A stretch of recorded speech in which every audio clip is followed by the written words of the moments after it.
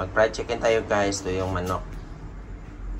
Tapos ito yung frying pan na pinaka-cute na frying pan sa buong mundo. Kasi ito na yung non-stick na frying pan. So pinainit natin yung yung mantika bago tayo maglagay ng fried chicken.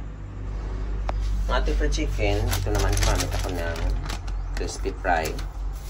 Gimbutahan ko na lang di sa plastic. Gimbutahan sa crispy fry. Kaging mix.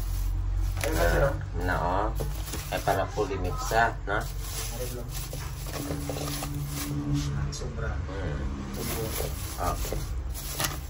Na niya sa tsura yaw na namin isa para hindi mapilit sa kamot.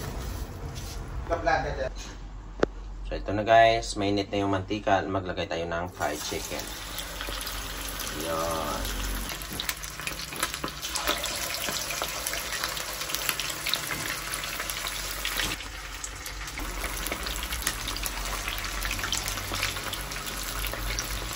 So ito na guys, no?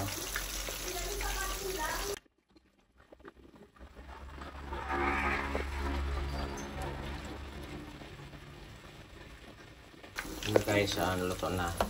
So sit-aside na lang to. Hindi ko yung kabutang na yummy.